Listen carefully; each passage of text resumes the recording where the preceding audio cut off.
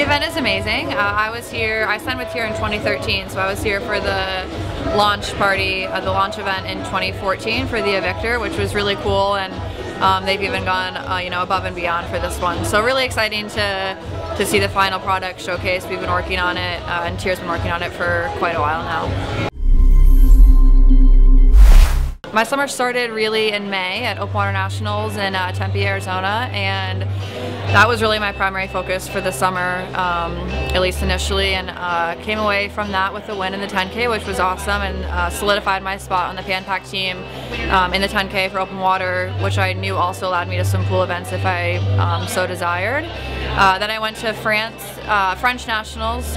From there, that was part of our funding process for this next year, so I had to go to that, and placed third, and Haley Anderson won that, so we were two of the top three on the podium, which was really exciting. And then went out to California, since that's where we were leaving, to head to Pan Pacs and it kind of coincided with Nationals, and so I entered Nationals in the 800 and mile, wasn't really sure if I was going to compete or not. I was training out with Coach Rose and Machine Bejo for that week, and he kind of, him and my coach at home, John Payne, told me, why not? So I did the 800 Wednesday. It didn't go so great. It hurt really bad. It felt exactly like where I was in my training. I was in the middle of some pretty tough training since I was focused on really the 10K at Pan Pacs, and really tried to convince Coach Rose to not make me do the mile 5 days later just because of how bad the 800 hurt, and he did convince me and surprised myself and won a best time by I think 12 seconds and won the mile.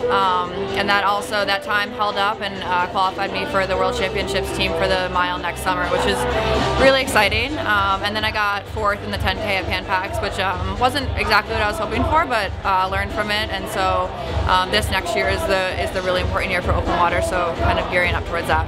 I think you want the same aspects, but maybe some are a little more emphasized than others. So for me, for open water, since the 10K is a 2-hour event, one of the most, the highest priority really for me is the comfort. And obviously you want the most buoyant and frictionless, which this suit has, but it's also extremely comfortable on the straps, which is really important for me. The 10K is going to hurt pretty bad anyway, so the last thing you want is your shoulders or your arms hurting because of a suit you're wearing. And I know that this suit won't do that to me, which is really comforting to go into a race knowing that it's not going to be digging into your shoulders and just adding on to the pain you're probably already going to be experiencing.